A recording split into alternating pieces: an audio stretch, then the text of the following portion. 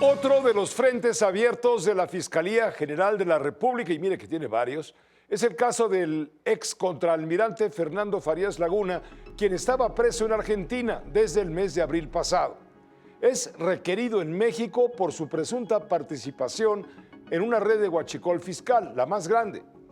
Personal de la Fiscalía especializada en materia de delincuencia organizada viajó hasta Buenos Aires, Argentina, para recibirlo al detenido saliendo del penal de Ezeiza, cerca del aeropuerto. A esta hora, el exmarino es trasladado a territorio mexicano bajo custodia a bordo de una aeronave de la Secretaría de Marina. Se espera su arribo al aeropuerto de la ciudad de Toluca cerca de las 5 de la mañana. La fiscal general de la República, Ernestina Godoy, detalló cómo operaba la red de tráfico en la que participaba el ex contraalmirante y va a permanecer preso en el penal de Almoloya, y también aprovechó para agradecer la gestión, ojo, aquí esto es importante, la gestión de Estados Unidos, en este caso para que Argentina entregara al acusado. El aseguramiento de un buque con 8 millones de litros de hidrocarburo en Altamira, Tamaulipas, en marzo de 2025, confirmó la existencia de un entramado criminal en el que habría participado el imputado Fernando N. Días después, el Gabinete de Seguridad detectó una operación de características similares en Ensenada, Baja California, con el aseguramiento de un segundo buque mediante el cual ingresaron ilegalmente al país cerca de 8 millones de litros de combustible. Los avances en las investigaciones sobre el modus operandi de este esquema criminal determinó su operación en Tamaulipas, Baja California, Colima, Sonora y en la Ciudad de México. Una vez trasladado, será internado en el Centro Federal de Readaptación Social número 1 en el Altiplano, donde quedará a disposición del juez de control que lo requirió. La Fiscalía General de la República agradece también la colaboración de autoridades de los Estados Unidos de América, así como de la Cancillería y autoridades de justicia de la República Argentina.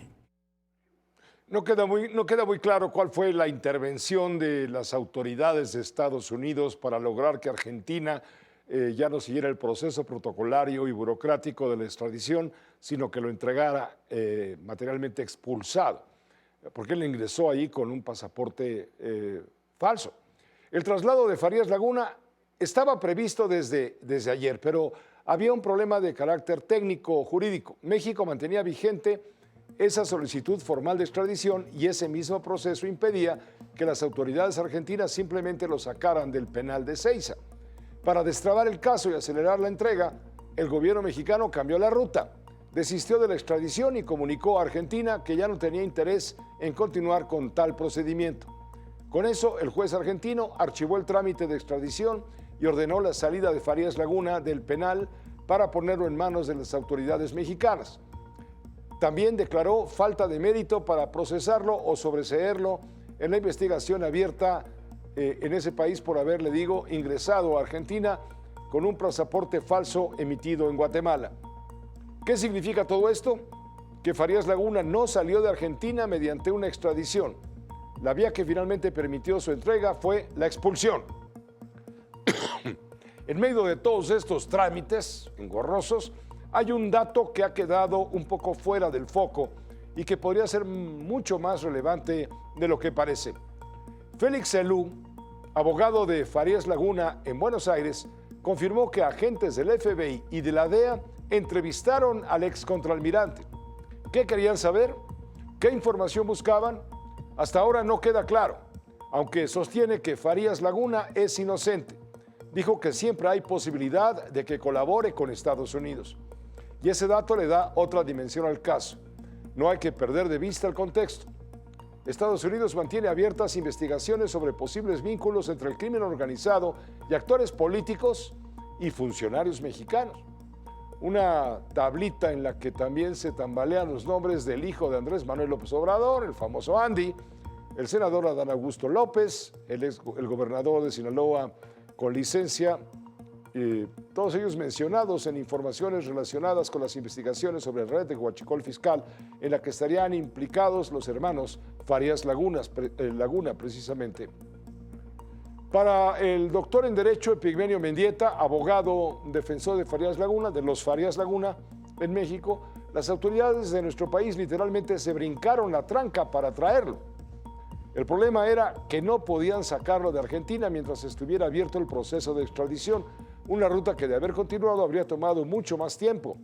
Pero bajo su lectura, la del abogado, hay otros datos. México actuó bajo las directrices que marcó Estados Unidos sobre lo que tenía que hacer.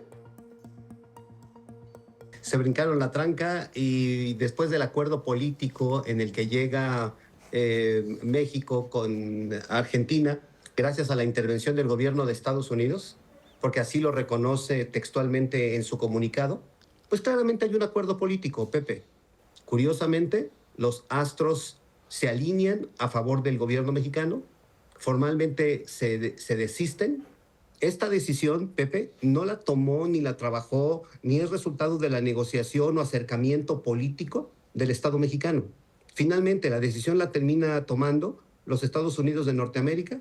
Es quien interviene, quien intercede, quien toma las decisiones y es quien finalmente termina ordenando al Estado mexicano lo que tiene que hacer.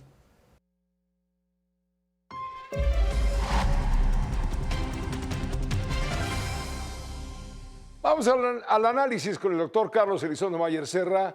Él es profesor de la Escuela de Gobierno del TEC de Monterrey.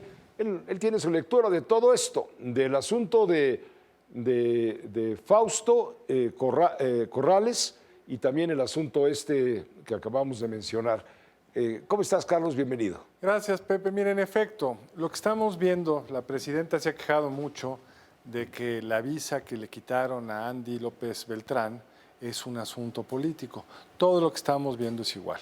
El problema de cuando las autoridades, en este caso formalmente autónomas, como es el caso de la Fiscalía General de la República, actúan con una lógica política, es que todo se enreda. Este caso, como bien lo decía la investigadora, la periodista Sandra Romandía, a la que entrevistaste, es un caso viejo.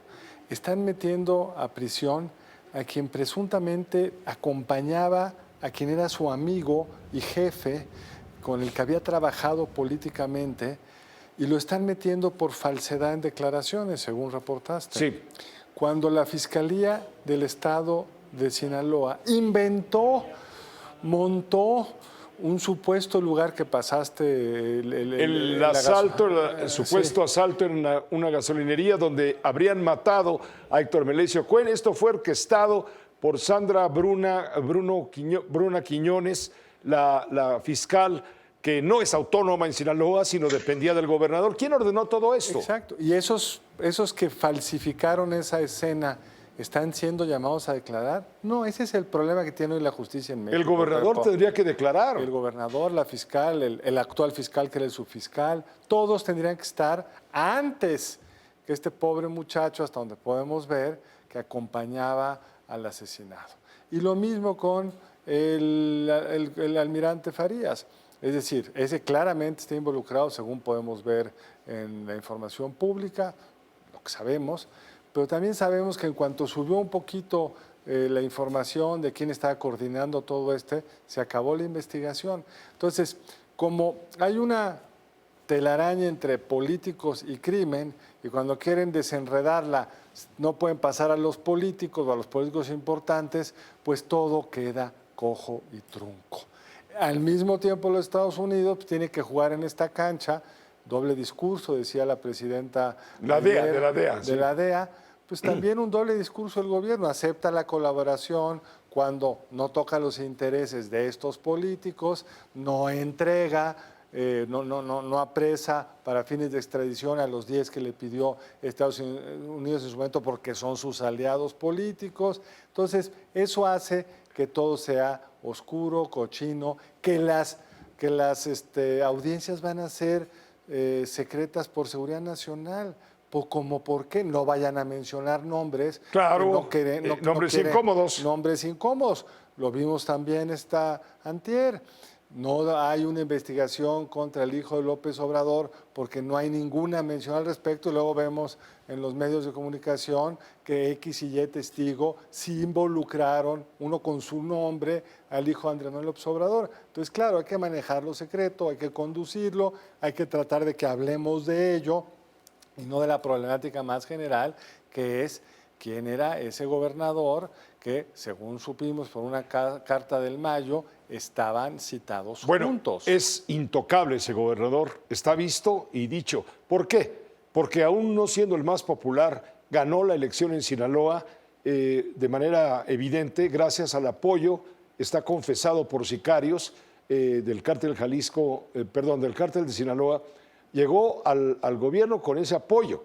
Hubo dinero, hubo operación política criminal el día de las elecciones, hubo alguna candidata secuestrada, ¿Y cómo etcétera. van esas investigaciones? Cero. Bueno, esas cero. no, porque conducirían No, pero voy a más donde no lejos. quieren llegar. Pero voy más lejos. Es intocable gracias a López Obrador. Entonces, López Obrador está en el retiro, mangos, no está en el retiro. Sí, bueno, está retirado a nuestra vista, pero siguió obviamente protegiendo. ¿Tú crees que lo de la visa no iba dirigido a ya sabes quién? Por eso las palomitas, ¿no? Mira, es bien interesante eso de la visa para regresar a ese tema, porque claramente no es una decisión técnica. No es que de repente alguien dijo, ay, aquí hay un problema y le quitaron la visa a Andy.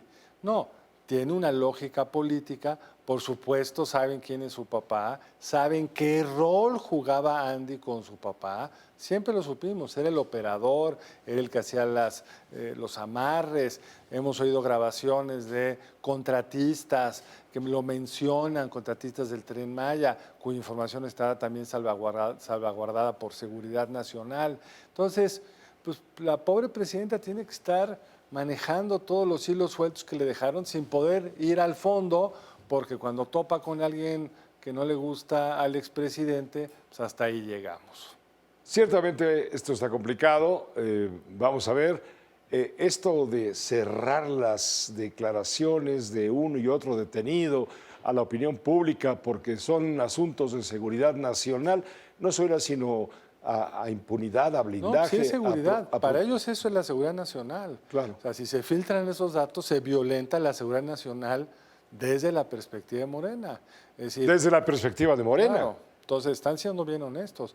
Para ellos el problema de soberanía es que los Estados Unidos quieran apresar a un delincuente, no que ese delincuente ande afectando la vida de los mexicanos. Entonces, claramente, pues, usan el aparato del Estado de forma muy eficaz para protegerse.